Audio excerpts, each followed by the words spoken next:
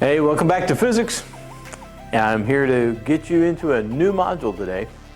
We're going to get into the topic of momentum. What is momentum?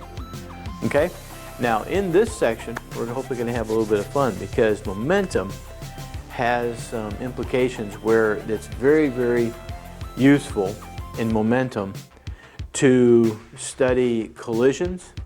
So like when police officers have to do an analysis of a collision afterward, and they measure the skid marks and the collisions and everything that go on. Sometimes some of the formulas that they may have to use, or some of the people in the police department may have to use, have to do with things that we're going to learn about in momentum. And then we're also going to do, before we do that, is I'm going to show you some of the implications and how important momentum is when we talk about launching rockets. Okay? And hopefully we'll get to be able to launch a rocket and do a little bit of analysis of the rocket, solid fuel rocket engines, and you'll get to see that up close and personal the first time, okay? So lots of good, cool, exciting things. Let's get started on this stuff. Momentum, there's two topics that commonly get confused, okay? And that is when an object has inertia or an object has momentum, okay? They almost have the same meaning, okay? If you were to say it was really difficult to make this big heavy object that was rolling along, it was very difficult to stop it, from moving. Somebody may say, well, that's because it had a lot of inertia, it was very difficult to stop. Somebody else may say, well, it was very difficult to stop because it had so much momentum. And they're both correct, okay? So it's really important that we establish the difference between what is inertia. Again, we need to look at that one more time, and then while that's fresh in our mind, look at what momentum is and how is it different. Okay, now so we're going to start with that question. What is inertia? What is inertia? Now remember, inertia depended on one main thing in physics and all the world here, not velocity, not time, not anything else. It just depended on mass. Okay, hopefully most of you remember that. So what is inertia? Remember, it had to do with an object's mass. Got me a squeaky pen. Okay, it had to do with the mass of an object. And in particular, remember, it had to do with Newton's first law of motion. And his first law of motion stated that an object was going to remain at rest or at its constant velocity, unchanged.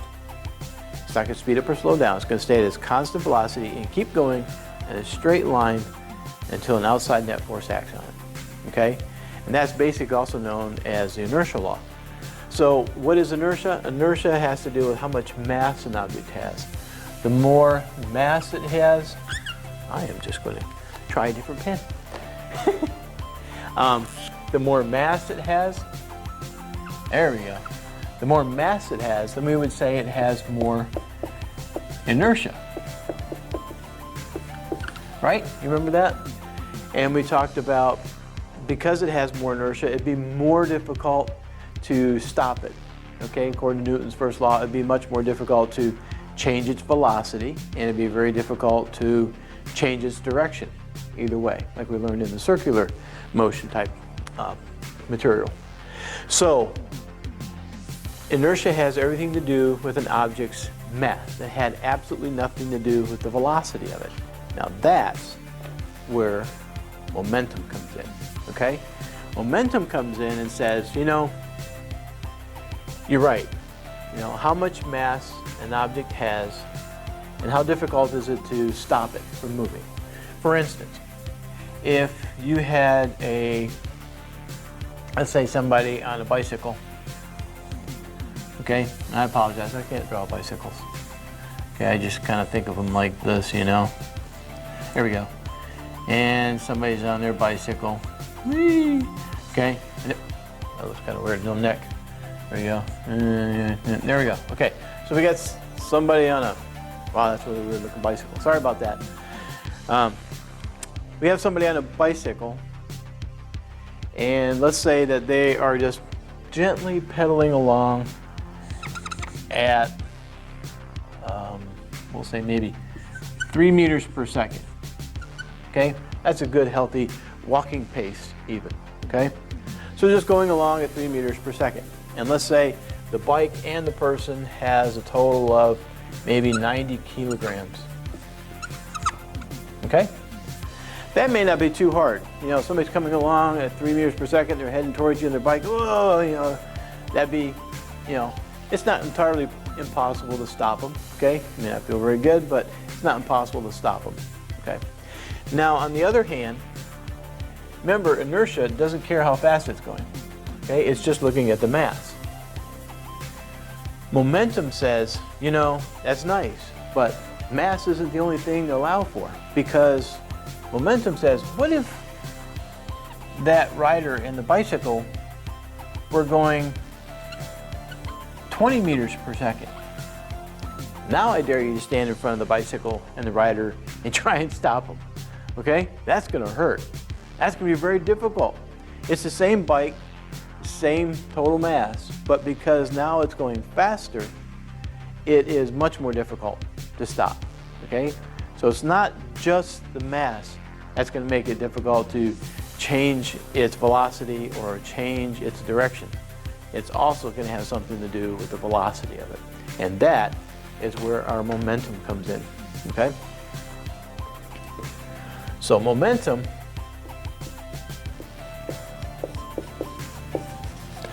it allows for the mass of the object, and it also allows for the velocity of the object. And that's the main difference between inertia and momentum. Inertia, they just care about the mass.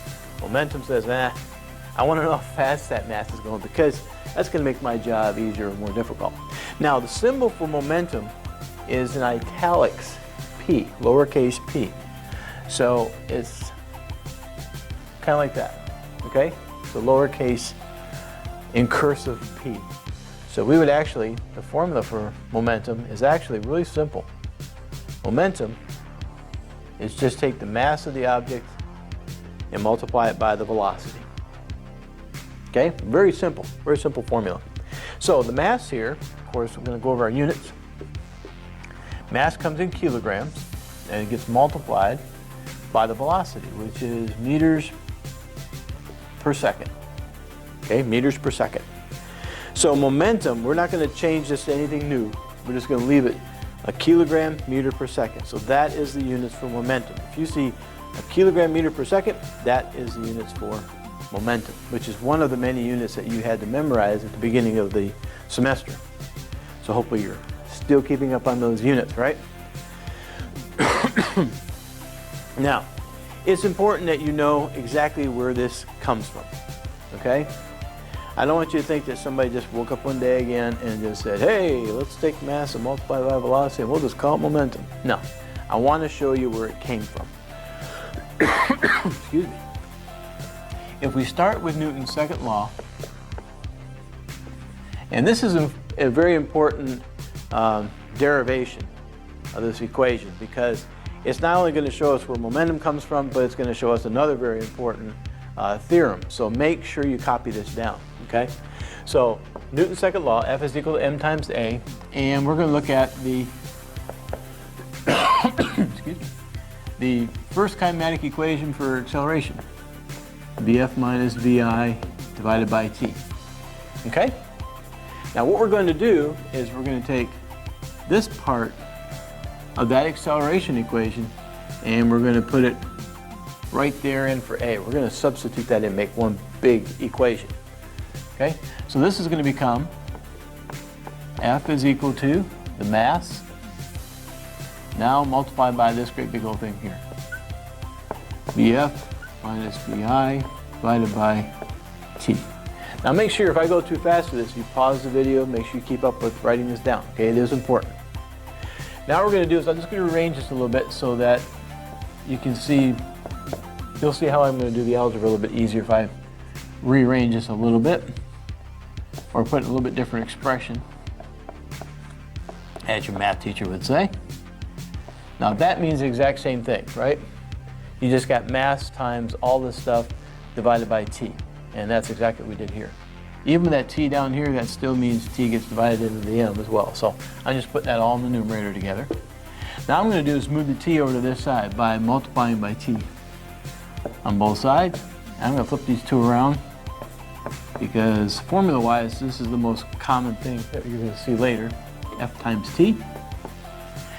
And so the T leaves over here, it's gone, so we're just left with mass times VF minus VI. And now what we're going to do is we're going to distribute that mass into that parentheses. So it's going to be mass times VF minus mass times VI. And you probably already see it. There it is right there. Mass times velocity. Mass times velocity, that is momentum. So that is where momentum comes from. So I'm going to go ahead and write my incursive P down for both of these. Okay? So that is where momentum is actually coming from. So before we go too much farther with this, let's go over a quick, easy, simple example problem. Okay? Quick, simple example. We have, now I did look all this up. Okay? Now for you football fans, it's great. For those of you who are not football fans, you're going to have to at least appreciate just the numbers are going to be here, what it actually means. I looked up NFL lineman. Okay? Now your typical NFL lineman on average is 320 pounds. Okay? 320 pounds. That comes out to be 145 kilogram lineman. Okay? And let's say, and I also looked this up on Google, thank goodness for Google. I looked up the average running speed, the average velocity of a running back. Now, of course, there's really fast, well, not running back, but for a lineman, of course, some are really fast, some are not so fast, okay? Let's just say speed limited. But the overall average on the NFL is actually 16 miles an hour, okay? That ain't too bad for a 300-pounder guy. Okay, it's 16 miles per hour, which we're not going to use. I just figured you might find that interesting. So that is actually 7 meters per second. That's the velocity of our lineman right there. So I'm going to put an L. We're going to do a couple different things here.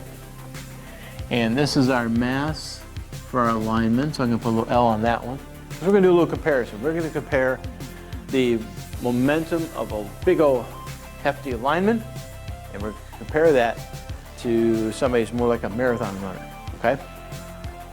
So first thing we're going to do is find the momentum of the lineman. So it's going to be mass times velocity. And this is, I put all L's in there because this is only the momentum, mass, and velocity for our lineman. So here we go, we got our momentum of our lineman is going to be his mass times his velocity. And that comes out to be 1,015. Now remember, here's our units. This comes in kilograms. This is in meters per second, right? Kilograms, meters per second. So that's our units. We've got to make sure we put our units on everything. Kilograms, meters per second. All right, there's our answer. Now the next question is, I've got this, what do you call it? I've got a marathon runner who weighs 185 pounds. That's pretty hefty for maybe a, well, you know, you get somebody whose marathon runner is about 6 foot something, yeah, 185 pounds still be pretty light for them. So what we're going to do is I want to know how fast does the runner, our marathon runner, how fast does our marathon runner have to go to match the momentum of the lineman. So there's the momentum of the lineman, 1,015 kilogram meters per second. So I can take somebody who's a lot lighter, okay? A marathon runner here, 185 pounds, that's only 84 kilograms, okay? So there's the mass of our, we'll say runner, MR, okay? There's the mass of our runner. We want to know what velocity does our runner have to go in order to equal the momentum of our big lineman, okay? In other words, it'd take the same amount of stopping power to stop either one of them, okay? In order to, anyways. So we're gonna do this momentum of the runner, mass of the runner, times velocity of the runner. But now we know we want the momentums to match. So for the momentum of the runner, we're gonna match the lineman. The mass of our runner is 84, and we're looking for the velocity of our runner. So that'd be 1015 divided by 84. That comes out to 12, just over 12.1 meters per second. Okay? So again, imagine standing still and your job is to stop this 320 pounds, 6 foot something or other, professional NFL lineman going full blast, 16 miles per hour, which is 7 meters per second, which means you're gonna have to take away, you're gonna have to absorb or cancel 1,015 kilogram meters per second of momentum to get them to stop, right? Because if you get them to stop, the velocity is 0, 0 times anything is 0, that means momentum's down to 0. And that's the only way to stop them. You got to absorb it or get rid of it somehow. So you got to catch this person and stop them. I hate to even think about doing that. It's gonna hurt. You know, it's gonna hurt. But the same thing though, to give you an appreciation for it. Here's somebody who's only 185 pounds, that's your good typical person. 185 pounds, if they run 12 meters per second, which is not unheard of, that's a really good clip going along the ground. At 12.1 meters per second, it's going to take an amount of painful ouch to stop that 185 pound person as it would be a great big NFL 145 kilogram person going at only 7. So they're both equal on momentum, but it gives you an idea. So that's why I wanted to make sure you get an idea about how momentum is so much different than inertia. It all depends on the speed. You know, you can take a little tiny BB and just toss it at somebody, you know. But if you put it in one of these new air-pressured pneumatic BB guns, you know, that thing comes out at almost 400, 500 feet per second. I don't want to try and catch that, okay? That is going to hurt. That's going to leave a mark, okay? I don't want to catch that thing at all. So, yeah, it's the same size mass, same inertia on that little BB, but because momentum-wise, the velocity is much, much higher, it's going to be much more difficult to stop, okay? All right, now what I want to do next is I want to go back to this equation right here, okay? I want to go back to this equation because we created something new right here,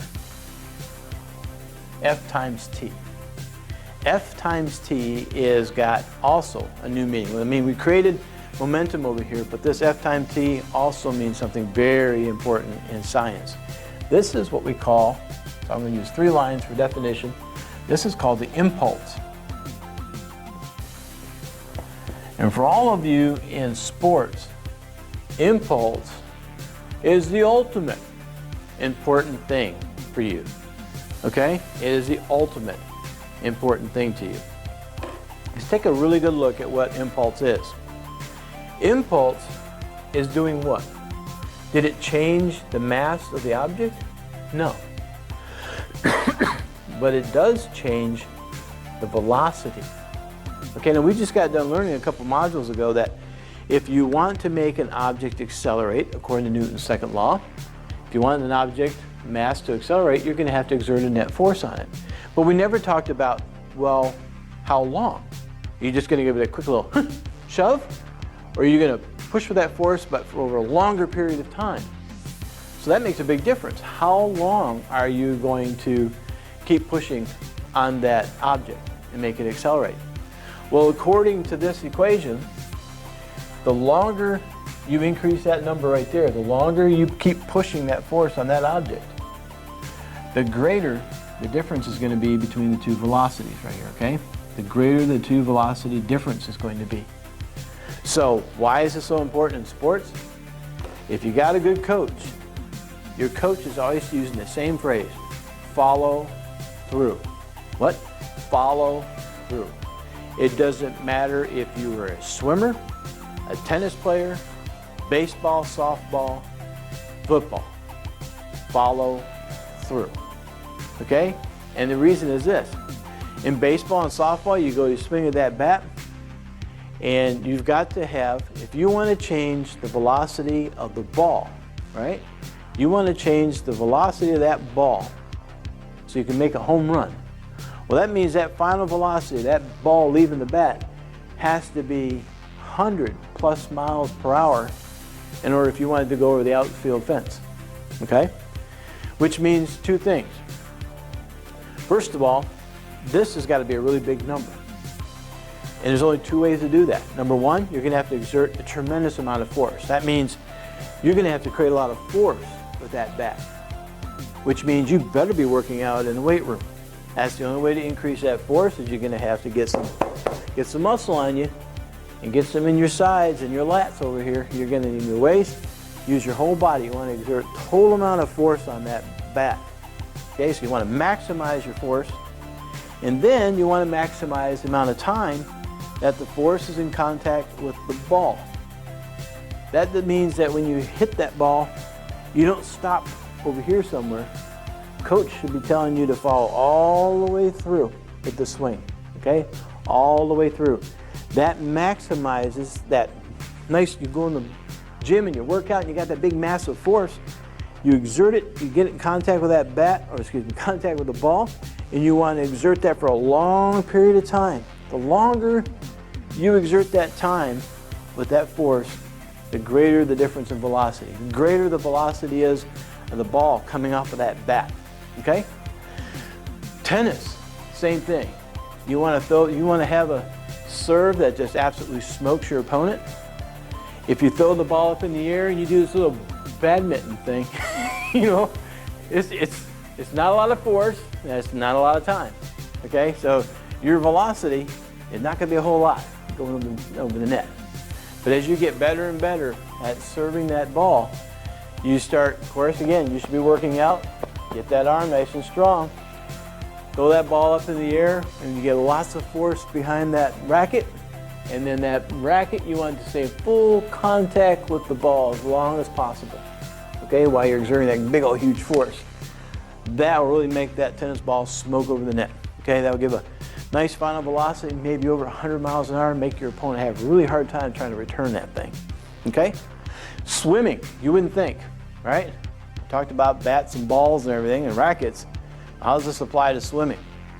Swimmers, your best swimmers, again, they're working out in the gym, because your job, not only just kicking, but if especially you're doing a crawl or a butterfly or some sort of maneuver where you're using your arms, you're going to have nice strong force pulling yourself through the water. So you got to have nice strong muscles pulling yourself through the water. And don't do these little doggy paddle things, right? Don't do the little doggy paddle stroke. You want to take nice big long strokes with your arms, because you want that big strong arm to stay in contact and push that water as long as possible, all the way from here all the way to the back. That'll give you maximum velocity through the water, okay?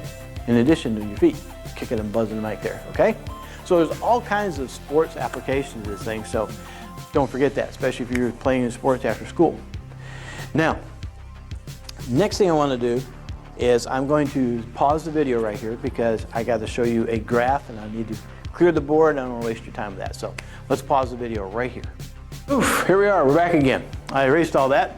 I recopied our formula up here, and we got to finish this real quick before I show you a little something extra about impulse. Since this is, these two here are momentums, there are two different momentums. One is a final momentum, the other one is an initial momentum. And basically, remember, anytime you do VF minus VI, that means it's a change, right? Remember, change in velocity was VF minus VI. So if you got momentum VF minus VI, then that actually means change in momentum, okay? This right here is called the Impulse-Momentum Theorem.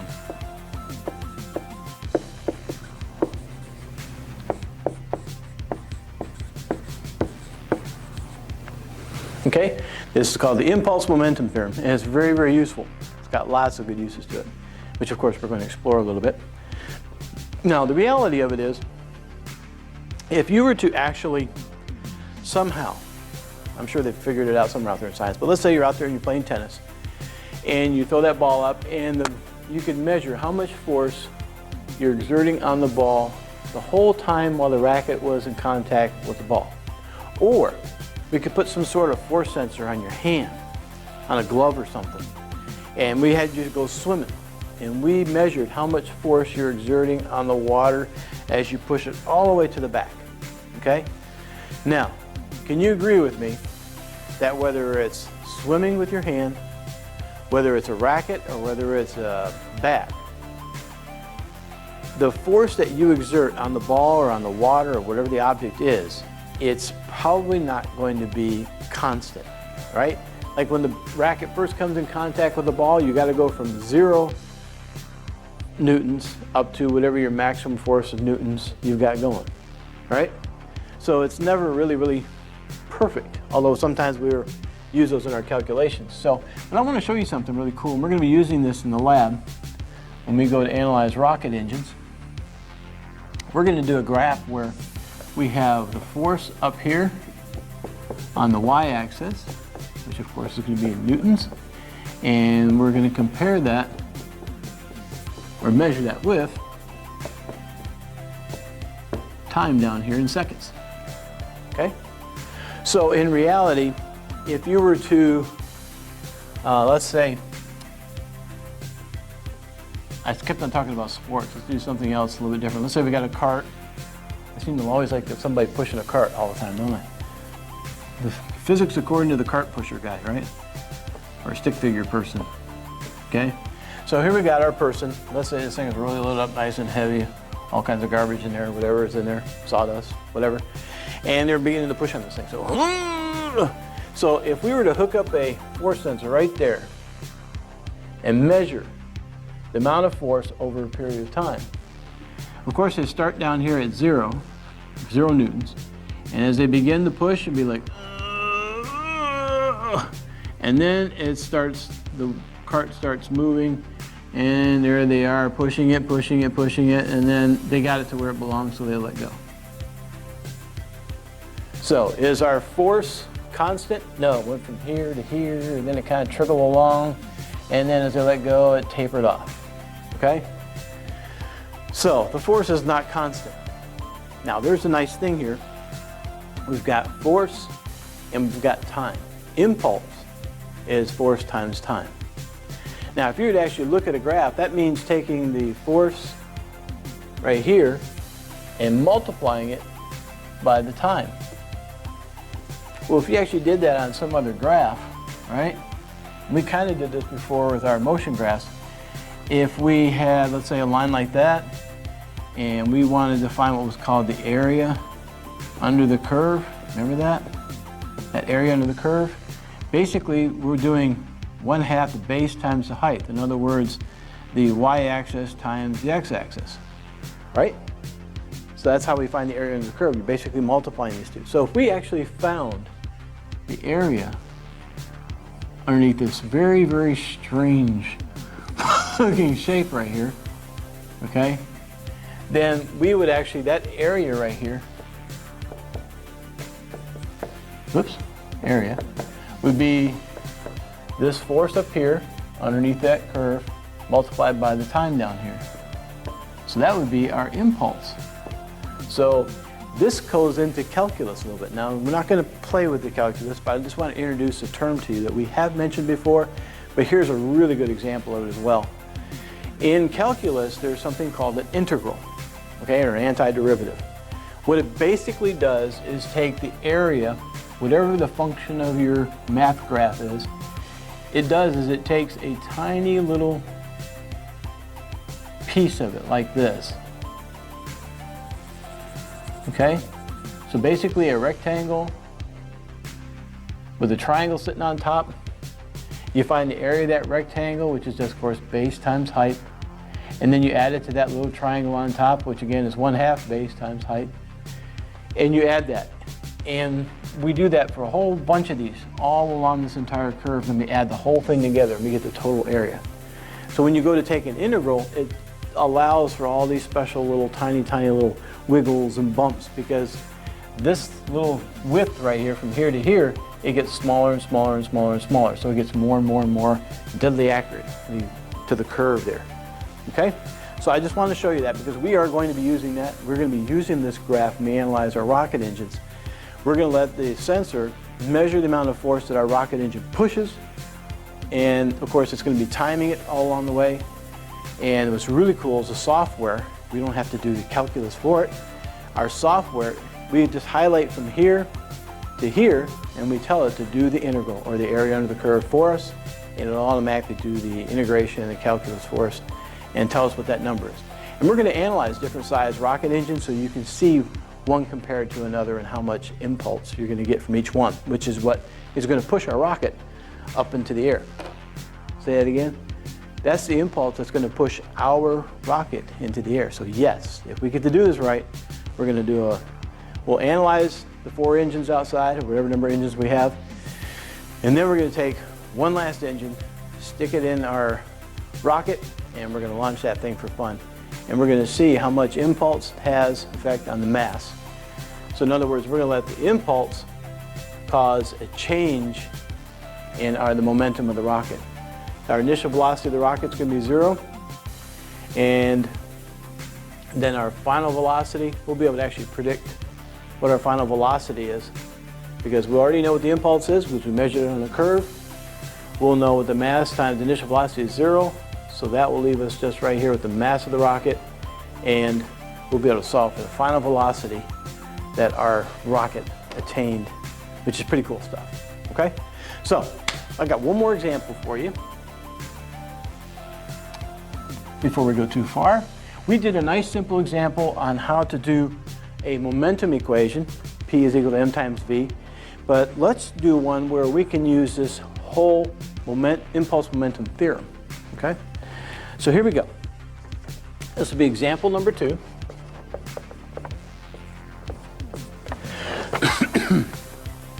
It says, how much impulse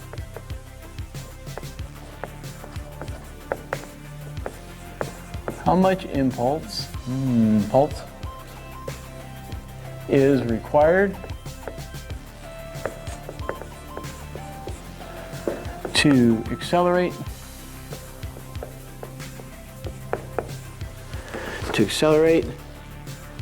a 60-gram, which if you haven't seen it in the lab yet, how to convert that, you move the decimal 3 places. So it's actually going to be 0.060 kilograms. Okay. Tennis ball. I did look this up. Okay. Legal tennis balls can't be any higher than 59 point some odd grams. So I just rounded up, made it easy. Called it 60. From rest. Oh, tennis ball. Woo. Better change it. Looks like a tennis ball. Did it again. Woo. Ball. There we go. Tennis ball from rest to 45 meters per second. And that, by the way, boys and girls, is about 100 miles an hour. Okay, I looked that up. 45 meters per second is roughly 100 miles per hour. So, here we go. And this is going to be part A of our question, because we're going to analyze this a little bit farther in 2 steps. So, impulse. It wants to know how much impulse. In other words, this whole thing. And remember, this was part of our equation earlier. I'm going to bring it back up. You know, before we distributed it. Okay, before we distributed it, we might as well only multiply by mass one time. So I'm just going to leave the mass out on this one. Okay, and the mass of the tennis ball is 0.060. And the velocity, the final velocity was 45 meters per second. And remember, it started from rest. So the initial is 0. This is the final right there. So initially is 0. So our impulse, this whole thing together, is 0.06 times 45, which comes out to a big whopping 2.7. Now, we haven't talked about the units for impulse. And here's the kicker. Remember, this side of the equation is actually momentum. So it's actually kilogram meter per second, like we said earlier on the earlier example, right? And over here, though, it says, that's what this is saying. This is saying that a kilogram meter per second is the same thing. It's equal to a Newton times seconds. Now, I could detail that all out for you if you want to, but you can, or you can just trust me. But if they ask you for the impulse,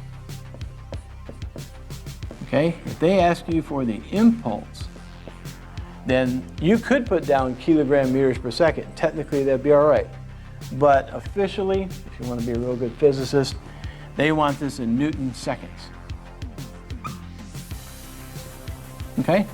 That way, if you see something as Newton seconds, then that means you're talking about impulse. If you see something in kilogram meters per second, then they're actually talking about the momentum side of it. Okay? But they're actually both equal. Now, part B question asks us right here,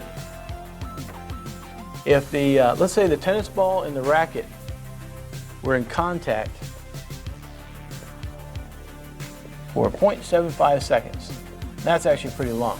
Okay, that's actually pretty long there. It's not a very fast swing. How much force is used on the ball?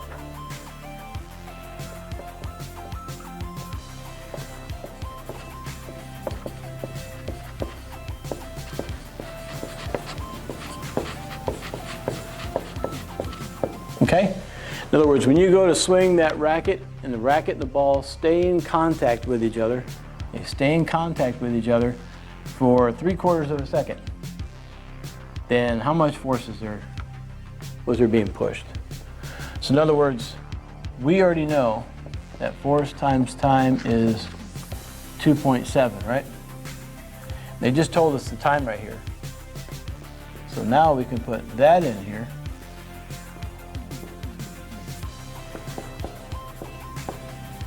And we can solve for F.